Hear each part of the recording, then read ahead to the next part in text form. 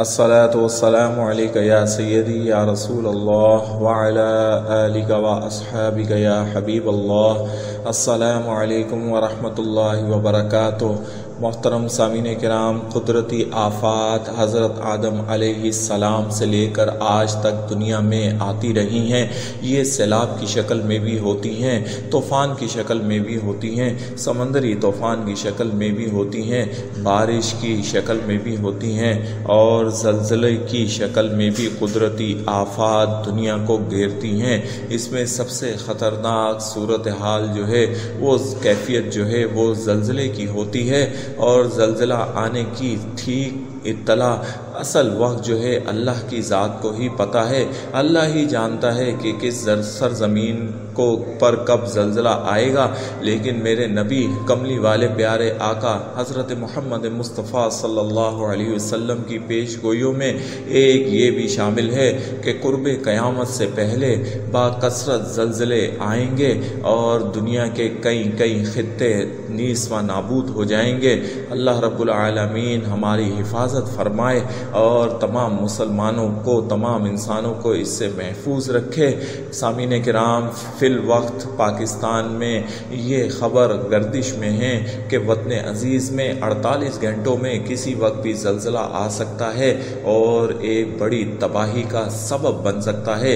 ये एक मुस्तनद इदारे की इत्तला है, इसलिए अक्सर लोग इससे परेशान हो गए हैं और काफ़ी लोग जो है वो इसी परेशानी के हाल में एक दूसरे से मुख्तलिफ बातें करने लगे हैं। सामीन किराम, पहली बात आप जहन में बैठा लें कि अल्लाह रब्बुल आलमीन ने मौत का एक वक्त मुकर्रर किया हुआ है, उससे एक सांस ना पहले है और एक सांस ना बाद में है।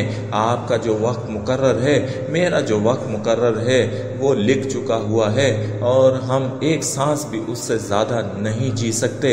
ये बात आप अपने जहन में बिठाएं। और मोमिन के लिए मौत जो है एक तोहफ़ा है, एक मुंतकली है, इस दुनिया से दूसरी जगह पर मुंतकली है।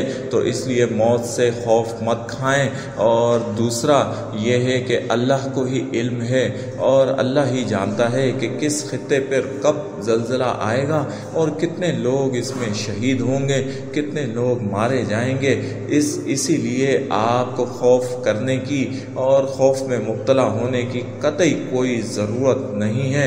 सामीन किराम, अल्लाह के नबी रसूलुल्लाह सल्लल्लाहु अलैहि वसल्लम ने हमें एक एक बात बता दी और सिखा दी और वो दुआएं अता फरमा दी कि जिससे हम अपनी और अपने घर वालों की हिफाजत कर सकते हैं। मोमिन की ये शान है, अल्लाह को मानने वाले का ईमान है कि जब तक अल्लाह ना चाहे पत्ता भी नहीं हिल सकता। इसीलिए ज़लज़लों से खौफ में आने की कतई कोई ज़रूरत नहीं है। आपकी जो सांसें, जो रिस्क और जो उम्र लिखी गई है वो ही आप उतना ही जिएंगे।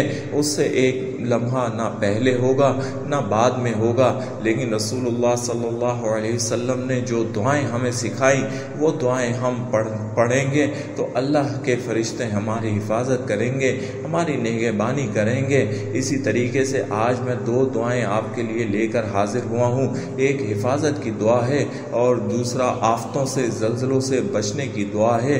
दोनों इंतहाई मुजर्रब हैं। हिफाजत की दुआ जो है आप नोट फरमा लें। रसूलुल्लाह सल्लल्लाहु अलैहि वसल्लम ने फरमाया कि जो शख्स सुबह ये दुआ 3 मरतबा पढ़ लेगा, शाम तक उसे कोई हादसा, कोई आफत, कोई ज़मीनी आसमानी बला नुकसान नहीं पहुंचा सकेगी। हमारा ईमान है कि जो शख्स ये दुआ पढ़ लेता है वो अल्लाह की हिफाजत में होता है। बिस्मिल्लाहि ला यदुर्रु मअ इस्मिही शैउन फिल अर्दि वला फिस समाई व हुवस समीउल अलीम। आप ये 3 मरतबा दुआ सुबह पढ़ लिया करें और 3 मरतबा रात सोने से पहले पढ़ कर फिर सोया करें। आप अल्लाह की हिफाजत में रहेंगे और दुनिया और आसमान के बीच में कोई चीज़ आपको नुकसान नहीं पहुंचा सकेंगी। ये मेरे नबी की बताई हुई दुआ है और ऐसा ही होना है। अल्लाह के रसूल ने जो बताया वो हक और सच है और यही हिफाजत का सबसे बड़ा ज़रिया है। और ज़लज़लों से बचने की दूसरी जो मुजर्रब दुआ है वो भी नोट कर लें। یہ بھی آپ پڑھنا شروع کر دیں اور خوف کرنا چھوڑ دیں۔ اللہم انی اعوذ بک من الہدم و اعوذ بک من التردی و اعوذ بک من الغرق والحرق والحرم و اعوذ بک ان یتخبطنی الشیطان عند الموت و اعوذ بک ان اموت فی سبیلک مدبرا و اعوذ بک ان اموت لدیغا۔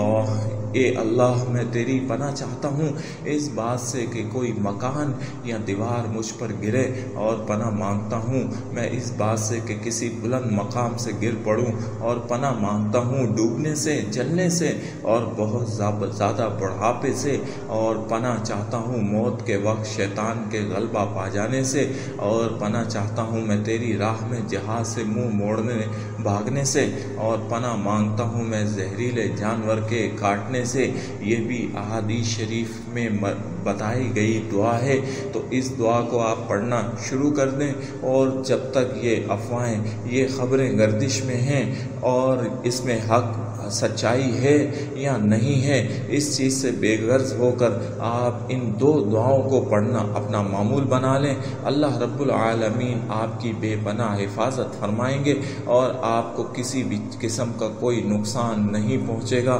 اللہ رب العالمین ہم تمام پاکستانیوں کی، تمام امت مسلمہ کی حفاظت فرمائے، آمین یا رب العالمین۔